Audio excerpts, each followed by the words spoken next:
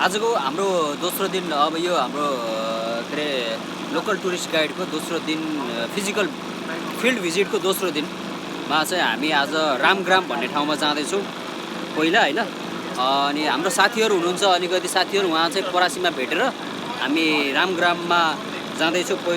पहिलो डेस्टिनेसन हाम्रो।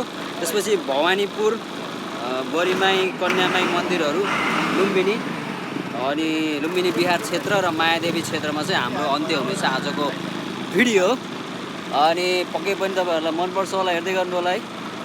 अनि हामी अब किलोरकोट होटेलबाट चाहिँ छुट्दैछौँ।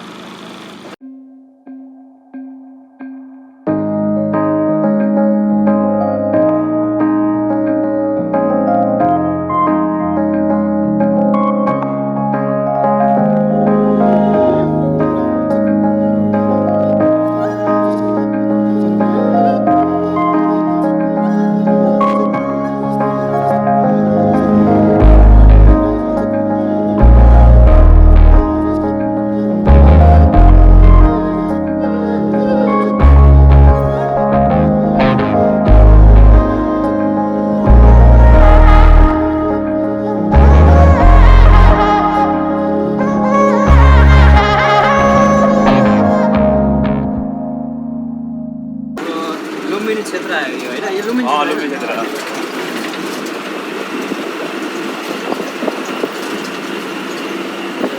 पनि हाम्रो लुम्बिनीको दृश्य यस्तो छ है। लुम्बिनी एरिया अहिले बिहानको 7:20 भएको साथीहरू आउनुहुन्छ। यहाँबाट हामी सिधै रामग्राम जान्छौँ।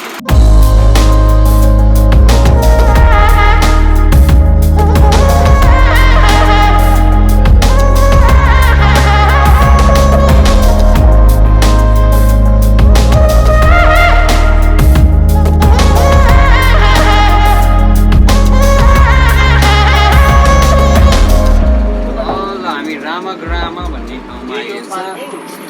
पार्किङ एरियामा सोल्ल पार्किङ गरेर अनि हामी लाग्छौँ है त साथीहरू, धैर्य गरेर बसिदिनु होला।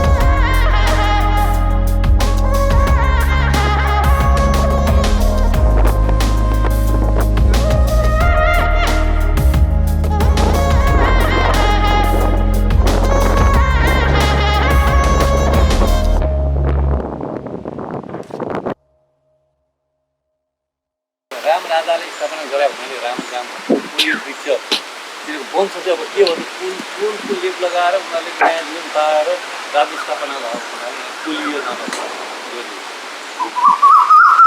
त्यसपछि कपिल वस्तु र रामग्राम दुईवटा राज्यहरू नजिकै भएको हुनाले यताको राजकुमारी उताको राजकुमारी, उताको राजकुमारी यताको राजकुमारी बिहा गर्नु चलन केही गर्न लागेर बुद्धले पनि यही राजकुमारी बिहा गरे। पछि स्तूपा चाहिँ कसरी बन्यो भने बुद्धको महापरिनिर्वाण पश्चात चाहिँ बुद्धको अस्ति धातुलाई चाहिँ 4 भागमा विभाजन गरिएको थियो। 8 भागमा, त्यो 8 भागमा चाहिँ कोलियाहरूले चाहिँ जुन प्राप्त गरे अरे त्यो चाहिँ यो हो, यो त्यो बनाएको स्तूपा चाहिँ यो हो भन्ने।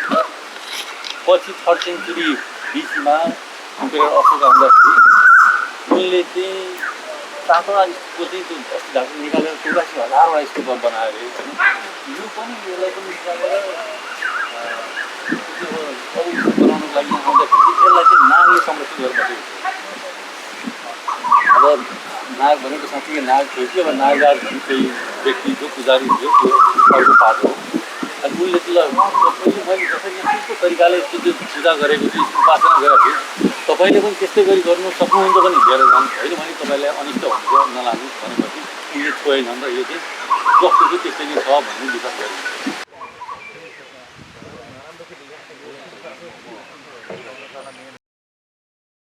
रामग्राम स्तूप युनेस्को विश्व सम्पदाको सम्भावित सूचीमा छ र यस क्षेत्रमा पुरातात्विक अन्वेषण गर्ने चासो सन् 1896 देखि सुरु भएको हो। यो स्थलको महत्त्वपूर्ण विशेषता ठुलो स्तूप हो जसको उचाइ 10 मिटर छ भने बेस 23.5 मिटर छ। चिनिया यात्री फासियान 5औं शताब्दी र युवान चाङ 7औं शताब्दीको यात्रा विवरणको आधारमा पुरातत्व विभागका बाबु कृष्ण रिजालले बुद्ध अस्तुधातु राखी बनाइएको 8वटा स्तूप मध्ये यो रामग्राम स्तूप पनि एक हो भनी पहिचान गरेका थिए। बुद्धको अस्तु राखी बनाइएको 8वटा स्तूपहरूमध्ये 7वटा स्तूपहरूको अस्तु निकाली मौर्य कालमा पुनः वितरण गरिएको भन्ने विश्वास गरिन्छ। मौर्य सम्राट अशोकले यो स्तूप खोल्न आएको बेला संरक्षक नागले उनलाई यो कार्य गर्न रोकेको विश्वास पनि गरिन्छ। 7औं शताब्दीमा युवान चाङले यात्रा गरेको समयमा उनले सावधानीपूर्वक परम्पराहरूको अभिलेखीकरण गर्नुका साथै स्तूप, स्तम्भ र मन्दिर रहेका उल्लेख गरेका थिए। हाल यो ठाउँ झराई नदी नयाँ र पुरानो धारको बीच टापुमा छ।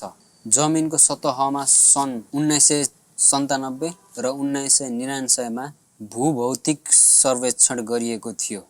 यो सर्वेक्षणले स्तूपको पूर्व र उत्तरतिर चतुष्कोणीय विहारहरूको उपस्थिति रहेको पहिचान गरिएको थियो। यो मध्ये केही संरचनाहरूमा पुरातत्व विभागका शुक्र सागर श्रेष्ठले सन् 1999 देखि 2004 को बीचमा उत्खनन गरेका थिए। उनको अनुसन्धानले उक्त स्थल मौर्यकाल र गुप्तकालको बीचमा स्थापना भएको निश्चित गरेका थिए।